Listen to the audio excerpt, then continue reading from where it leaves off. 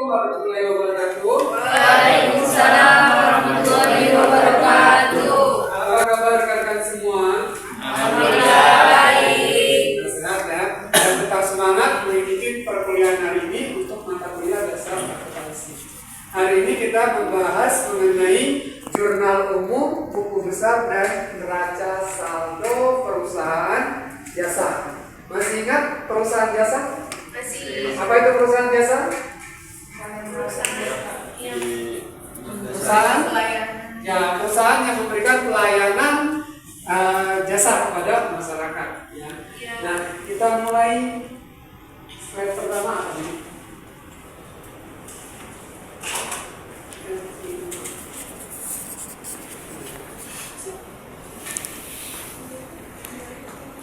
Nah, sebelum kita masuk ke materi, ini ada capaian mata kuliah di mana mampu menerima, mengingat, memahami dan mengaplikasikan jurnal umum, buku besar dan neraca saldo perusahaan jasa.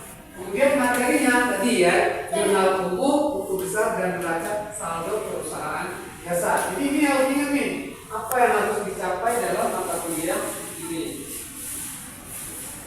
Nah, sebelumnya kita masuk ke siklus akuntansi. Ini adalah tahapan-tahapan dalam kegiatan akuntansi, dimulai dari dokumen transaksi, kemudian buku jurnal, buku besar, neraca saldo, sampai dengan laporan keuangan dan jurnal kembali. Nah, nanti yang akan kita bahas lalu sampai ke sini, ya, jurnal, buku besar dan neraca saldo. Sekarang kita buka satu persatu apa itu jurnal. Tahukah Anda apa itu jurnal, buku besar dan neraca saldo? Nah, jurnal itu adalah media untuk mencatat transaksi yang mempunyai hubungan sebab akibat. Minimal ada 2 akun yang dipengaruhi. Nah, kalau cuma satu, kita tidak bisa menjurnal karena ada debit dan kredit. Minimal ada 2, 3 boleh. Kemudian buku besar itu adalah media untuk mencatat akun-akun sejenis sehingga diketahui saldo akhirnya. Misalkan buku besar kas, semuanya isinya tentang kas pengeluaran kas dan penerimaan kas, sehingga nanti saldo akhirnya itu berapa. Nah, saldo akhir itu kita masukkan ke mana nanti? Masuk ke neraca saldo, merupakan kumpulan dari saldo-saldo buku besar. Sampai sini ada pertanyaan? Cukup jelas ya. Ini kita menjurnal. Mari kita menjurnal. Ini ada transaksi. Tanggal 1 Januari 2022, Tuan Hendro menyetorkan uang ke perusahaan 50 juta. Kalau kita jurnal gimana ini? Debitnya apa kira-kira? Kas. Kreditnya? Modal. Kalian cek. Betul ya? Kas sama modal kurang penjual. Nah, ini tadi kan minimal ada 2 transaksi yang dipengaruhi, baru kita bisa menjurnal.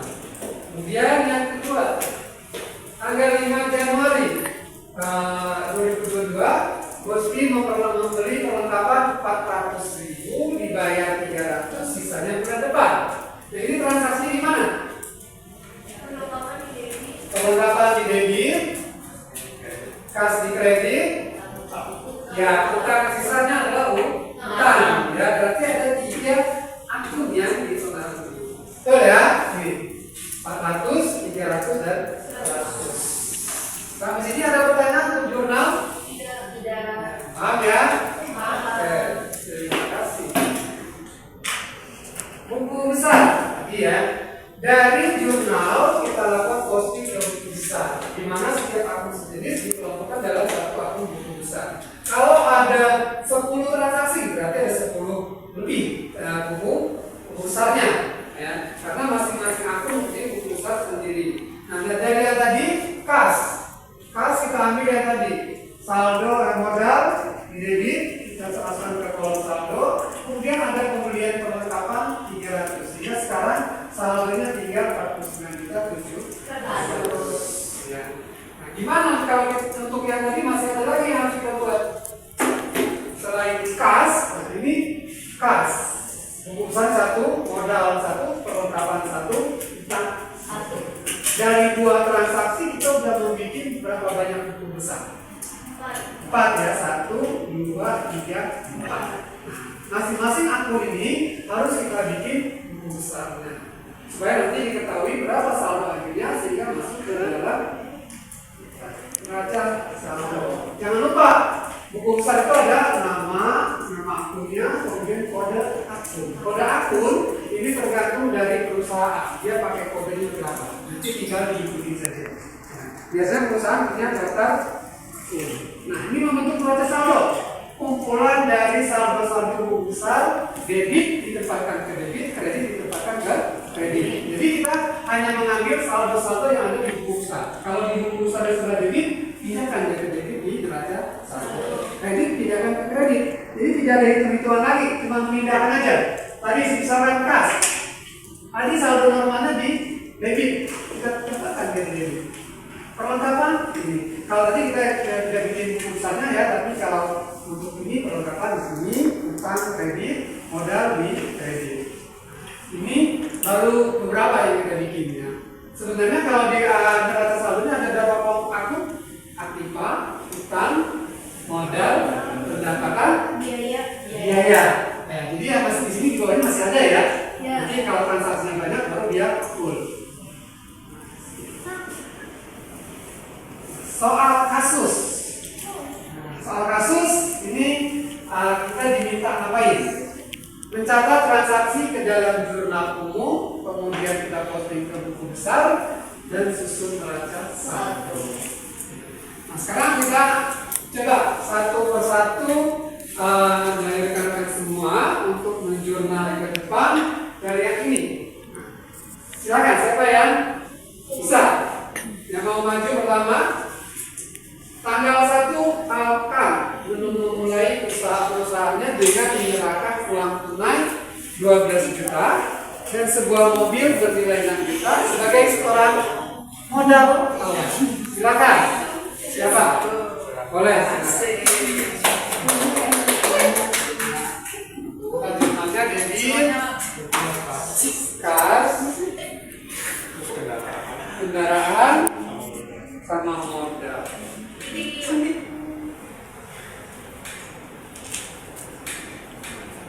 Kasnya 12 juta, mobilnya 6 juta.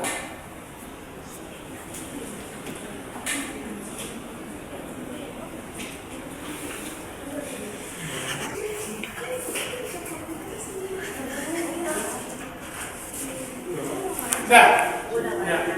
Kasnya 12 juta, kendaraan 6 juta, modal 8 juta. Betul? Betul. Ya, betul ya, ini betul. Siapa lagi yang betul?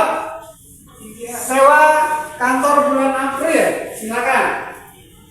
Salah juga nggak apa-apa, nanti juga bisa belajar. Ya, silakan. Nanti kita perbaikin kalau ada salah. Namanya juga kan masih belajar. Silakan. Sewa kantor 400.000.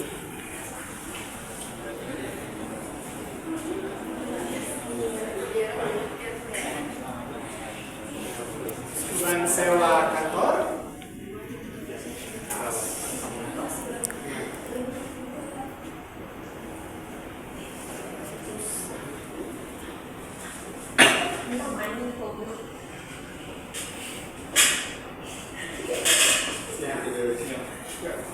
Terima kasih. Beban sewa sama kas ya. Bebannya bertambah debit, kasnya berkurang di kredit. Betul ya? Ya. Tanggal berapa? Dari tanggal berapa gitu? Tanggal 10 dibeli peralatan kantor. Ya Pak? Ya boleh, silakan. Peralatan kantor secara kredit.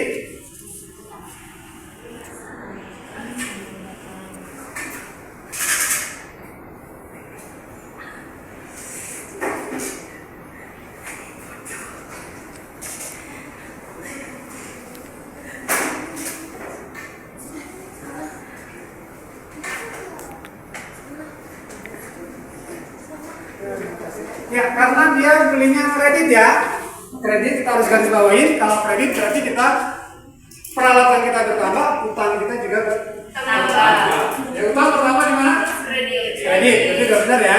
Nanti kalau udah dibayar utangnya kemana? Debit. Debit yang utang, kreditnya Kas. kas. Kalau kita sudah melakukan pembayaran terhadap utang. Selanjutnya apa? Pendapatan. Ya, diterima pendapatan jasa perencanaan 600.000. Silakan. Siapa yang bisa? Yang mau menjurnal ke depan? Masih ingat? Bagian analisa apa? Pendapatan jasa.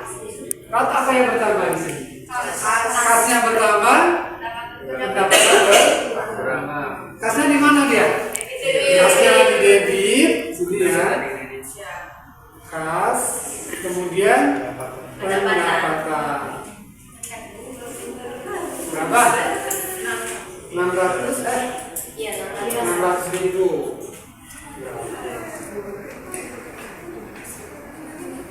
Selanjutnya apa?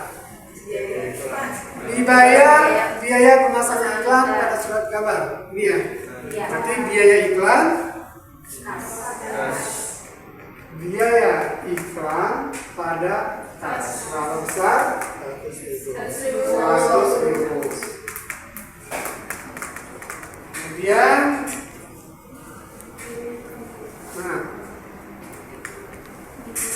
dikirim faktur tagihan pada seorang konsumen yang menggunakan jasa perusahaan secara kredit.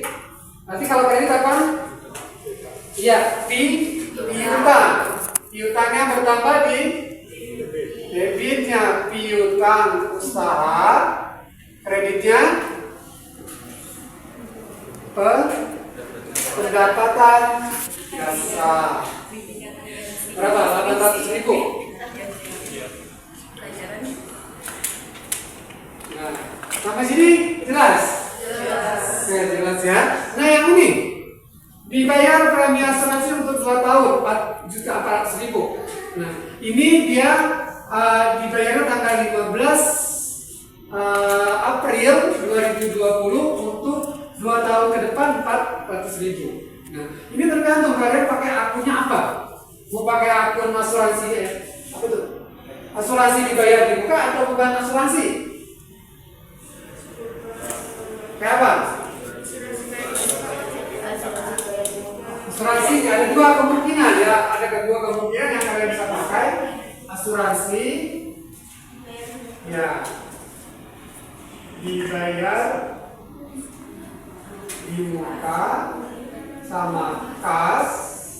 Satu lagi ya, satu lagi boleh menggunakan akun beban asuransi sama kas. Berapa nilainya?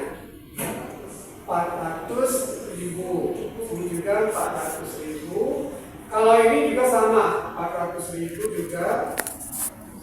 Nah, perbedaannya apa? Dari 2 akun yang ini, perbedaannya adalah ketika nanti kita menyusun jurnal penyesuaian pada akhir periode. Kalau asuransi dibayar di muka yang digunakan, nanti di tanggal 31 Desembernya muncul beban asuransi. Kalau kalian menggunakan yang ini, berarti nanti muncul asuransi dibayar di muka. Yang hati-hati itu adalah penulisan nominalnya berapa nanti. Nah, untuk yang ini di tanggal 31 Desember mengenai penyesuaian kita bahas di pertemuan selanjutnya. Ya. Kalau sekarang kita fokuskan dulu untuk jurnal, kemudian bukti besar dan neraca saldo. Sampai sini ada pertanyaan? Silakan. Siapa yang ada pertanyaan? Silakan.